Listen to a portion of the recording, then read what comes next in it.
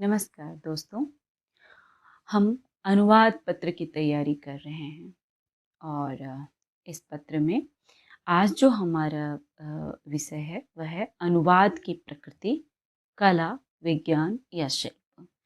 तो आज हम इसी विषय बिंदु पर अपनी व्याख्या को केंद्रित करेंगे। तो आइए आरंभ करें। अनुवाद की प्रकृति, कला, विज्ञान या शिल्प।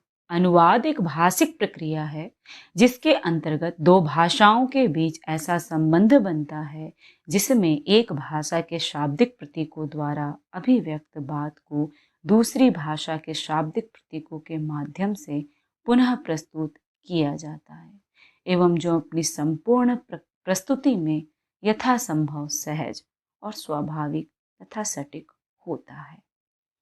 अनुवाद सुव्यवस्थित प्रक्रिया कई चरणों में संपन्न होती है जिसके अंतर्गत पूरी संलग्नता एवं दक्षता के साथ प्रतिभा एवं कौशल की अनिवार्यता आवश्यक है।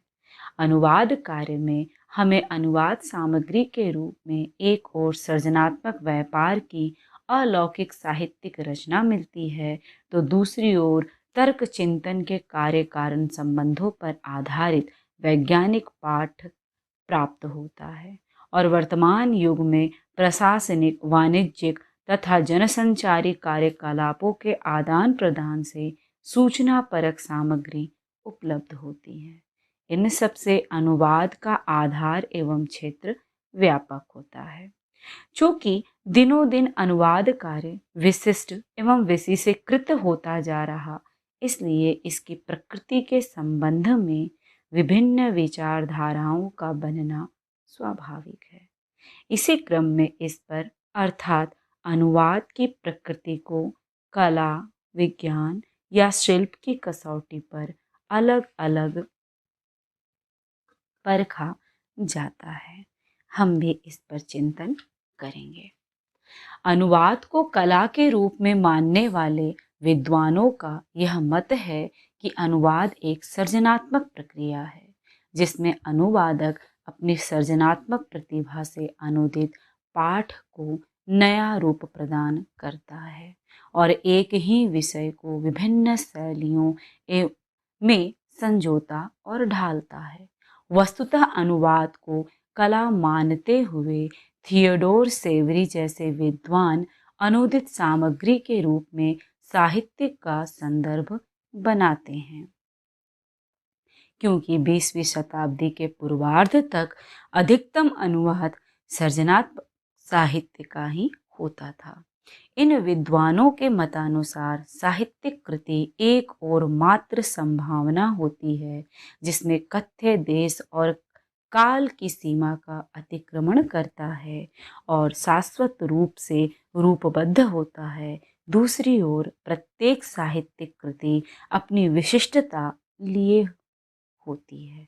साहित्यिक कृति के शाश्वत पक्ष का दूसरी भाषा में अंतरण अथवा प्रतिस्थापन तो हो सकता है, किंतु साहित्यिक कृति की अलौकिकता और विशिष्टता की अभिव्यक्ति उस पक्ष से जुड़ी हुई होती है जो भाषा से मुक्त नहीं होती। अतः अनुवाद में उसकी विशिष्टता प्रायः नष्ट हो जाती है। अनुवाद को कला की श्रेणी में रखने वाले भाषाविदों ने इन छूटे तत्वों के प्रति अतिरिक्त रूप से सजग और इस बात को भी वे भली भांति ध्यान में रखते रहे हैं कि कृति की विशिष्टता को पुनः सर्जना द्वारा ही लक्ष्य भाषा में प्रतिस्थापित या अभिव्यक्त किया जा सकता है। इसी कारण अनुवादक को एक विशिष्ट प्रकार के सर्जक भी मानते हैं। इसी परिप्रेक्ष्य में अंग्रेजी के सुप्रसिद्ध कवि एजरा पाउंड ने साहित्यिक कृति के अनुवाद को साहित्यिक पुनर्जीवन की संज्ञा दी है। आपकी सुविधा के लिए एक बात मैं बता दूंगी कि जो अनुवाद है, इस अनुवाद को कला मानने के क्रम में यह बात आती है कि इसके लिए प्रतिभा, नैसर्गिक प्रतिभा या उसके अपने भीतर की संवेदनशीलता, समझ, इन सारी चीज़ों की ज़रूरत पड़ती है। और ये क्यों होता है? क्योंकि जिस भी विषय सामग्री की को हम अनुवाद कर रहे हैं, पहली बात तो कि 20वीं शताब्दी तक अनुवाद के रूप में हमारे सामने विज्ञान और तकनीक की चीज़ें जितनी नहीं आ पाई थी, बहुतायत में हमारे पास साहित्य से जुड़ी हुई चीज़ें आ रही थी। तो वर्ल्ड लिटरेचर की चीज़ें एक दूसरे के पास अनुवाद के तहत जा रही थी, और तभी यह माना जा रहा था कि अनुवाद एक तो बहुत ही जटिल, बहुत मुश्किल काम है। इसे पूरी तरह से जो स्रोत भाषा है उससे हम मूल भाषा में अपने ला नहीं पाते हैं, लेकिन अगर लाने की कोशिश करते हैं तो उसके लिए हमें अपनी प्रतिभा लगानी पड़ती है, हमें अपना कौशल लगाना पड़ता है।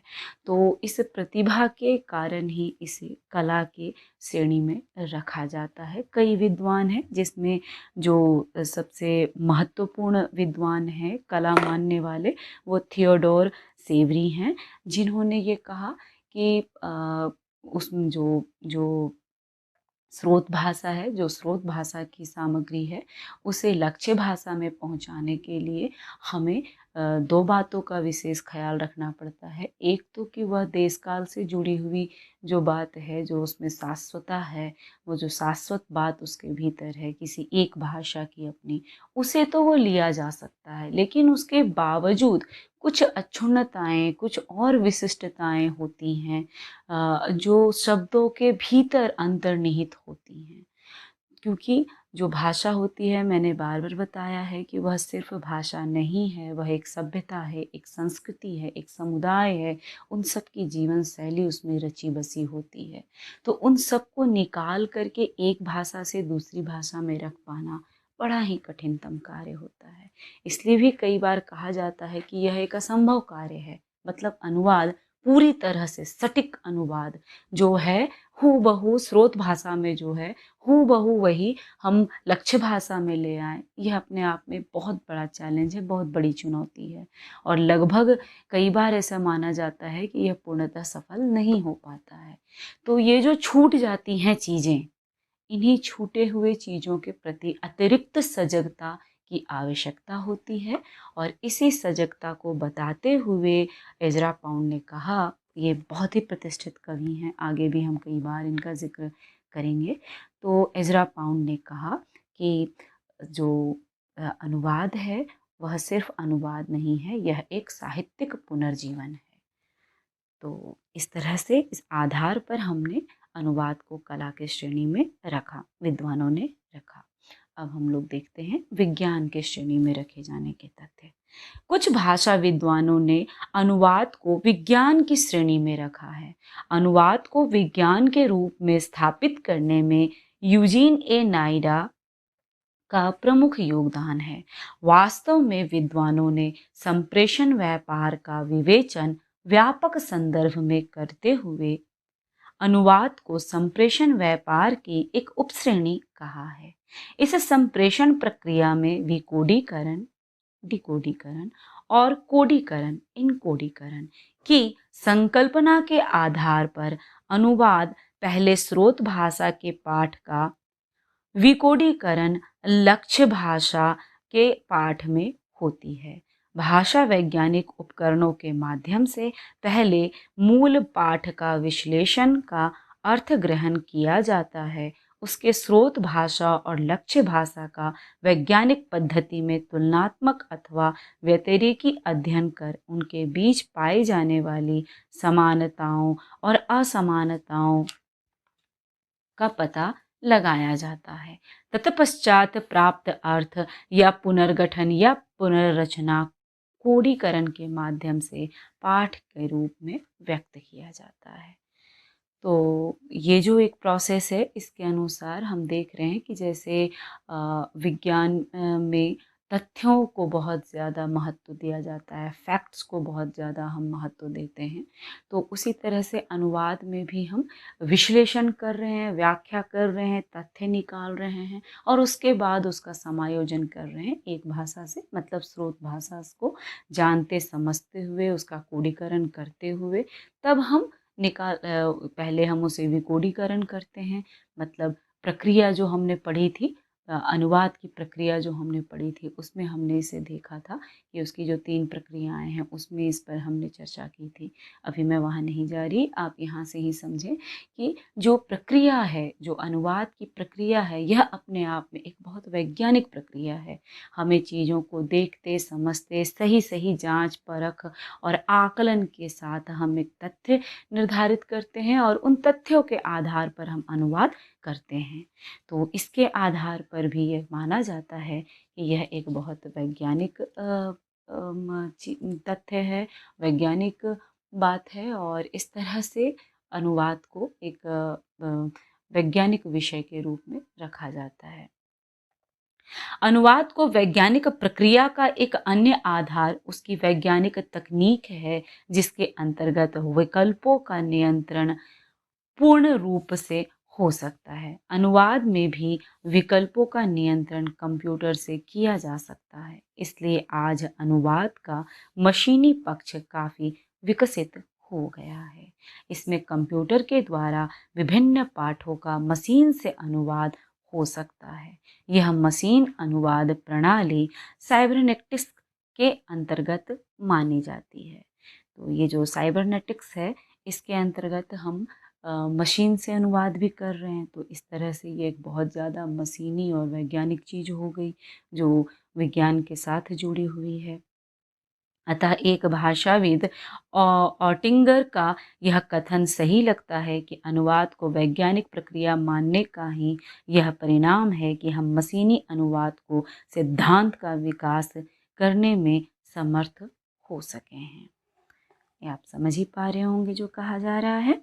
आगे देखिए, विद्वानों का एक वर्ग अनुवाद को न तो कला मानता है और ना ही विज्ञान। यह उसे अभ्यास पर आधारित शिल्प या कौशल की श्रेणी में रखता है।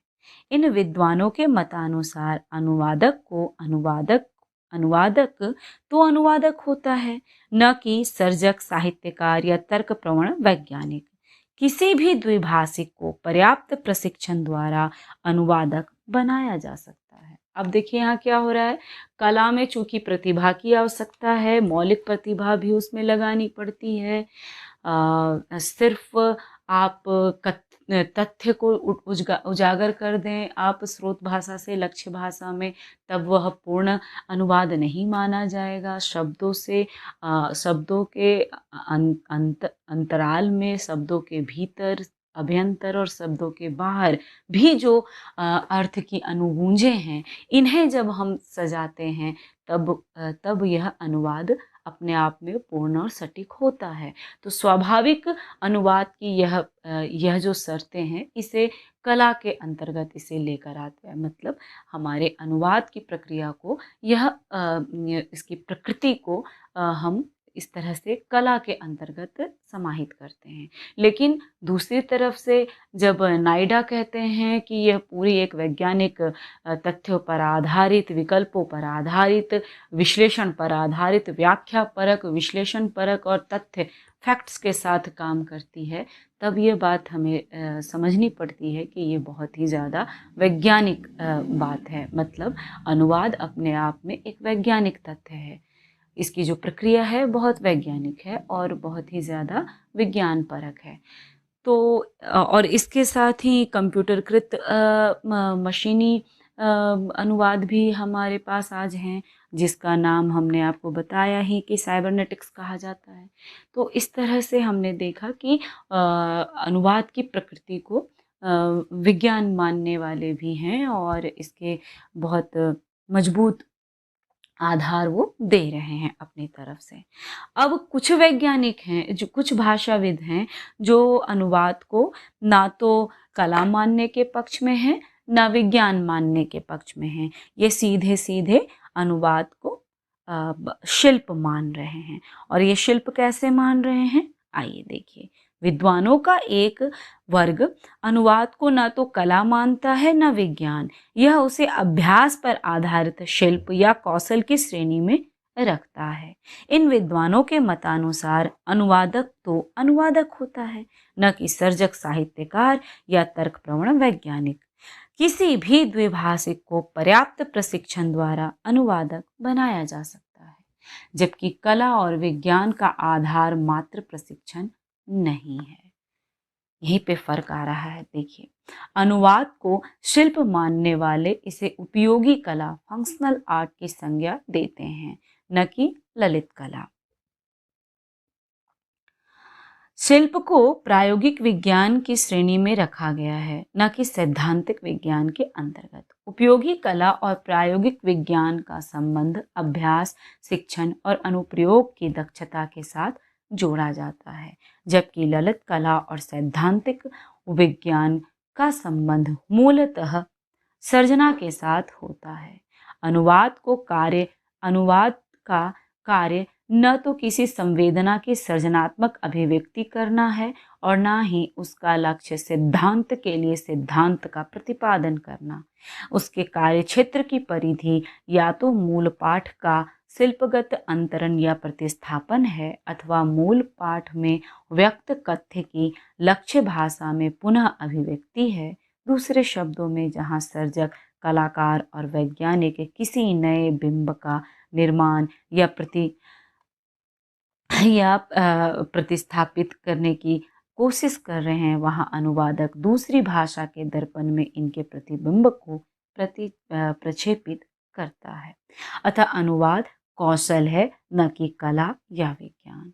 वास्तव में इस मत के अनुसार अनुवाद में अनुवादक के व्यक्तित्व के प्रक्षेपण को नकारात्मक दृष्टि से देखा गया है और इसे आत्माभिव्यक्ति न मानकर अनुवादक तटस्थ विधा के रूप में स्वीकार किया गया है। अनुवाद को शिल्प के रूप में मानने वालों में अमेरिकी विद्वान पीटर न्यूमार्क का विशेष महत्व है। अब ये शिल्प के तौर पर जो मानने वाले लोग हैं, इनका मानना है कि भाई ट्रेनिंग हम करते हैं और ट्रेनिंग करके हम किसी चीज़ का प्रशिक्षण लेकर के हम जिस तरह चीज़ों को सीखते हैं, जानते हैं, ये जो अनुवादक हैं वो भी ऐसे ही होते हैं। वो द्विभाषीय होते हैं कई बार, और वो एक भाषा से दूसरी भाषा को सीख लेते हैं और जो कहते हैं वो उतार देते हैं। तो यह अपने आप में बहुत तटस्थ विधा है। लेकिन वाकई में क्या ऐसा है? तो इस पर कई सारी बातें होती हैं और यह निकल कर आता है कि नहीं, ये हूबहू ऐसी बात नहीं है। सिर्फ सीख करके अनुवाद नहीं किया जा सकता है, इसमें और भी दूसरे तथ्य अंतर्निहित हैं। वस्तुतः अनुवाद में वैज्ञानिक रूप से उसे स्रोत भाषा के पाठ में निहित अर्थ का पता लगाने के लिए विश्लेषणात्मक उपकरणों की सहायता लेनी पड़ती है। कवि की भांति कृति के अर्थ की संश्लिष्ट अभिव्यक्ति के लिए उसे प्रभाव समानार्थी अभिव्यंजना पैदा करनी होती है। इसी प्रकार शिल्पकार की भांति उसे मूल पाठ की संवेदना को यथासंभव सुरक्षित बनाए रखने के लिए लक्ष्य भाषा में उसकी शिल्पगत प्रतिस्थापना करनी पड़ती है। तो निष्कर्षतः अनुवाद कई बार अपने विषय के अनुकूल कला, विज्ञान, शिल्प का समन्वित सम्मिश्रित रूप है एवं अधिकांशतः पाठ्य सामग्री की दृष्टि से कला के रूप में, विज्ञान के रूप में और शिल्प के रूप में इसकी अपनी अलग अलग सत्ता एवं महत्ता है। तो मित्रों, इस तरह से हमने देखा कि हम अनुवाद की प्रकृति को समझने की कोशिश करते हैं कि यह जो अनुवाद है यह अपनी प्रकृति से क्या है, कला है, विज्ञान है या शिल्प है। तो हमने पाया कि यह कला, विज्ञान और शिल्प इन तीनों का एक सम्मिश्रित रूप भी है और यह अलग से जिस तरह की हमें पाठ्य सामग्री मिलेगी जिसका हम अनुवाद कर रहे होते हैं, यह बात उस पर बहुत ज़्यादा डिपेंड करता है कि हम किस पाठ्य सामग्री का हम अनुवाद कर रहे हैं। तो जिस पाठ्य सामग्री की जो प्रकृति होती है, पाठ्य सामग्री की जो प्रकृति है, उस पर अनुवाद की प्रकृति बहुत ज़्यादा निर्भर करती है।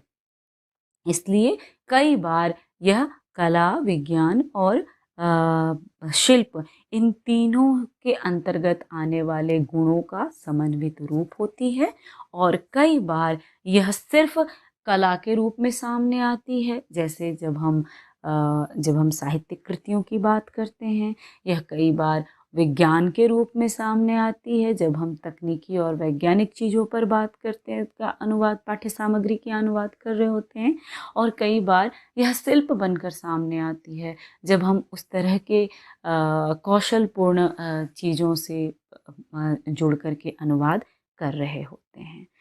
तो इस तरह से हमने देखा कि यह अपनी प्रवृत्ति के साथ किस तरह से अनुवाद अलग-अलग चीज़ों के साथ अलग-अलग रूप में हमारे सामने प्रस्तुत होती है। चलिए हम लोग फिर जल्दी ही मिलते हैं अपने अगले विषय बिंदु के साथ। आज के लिए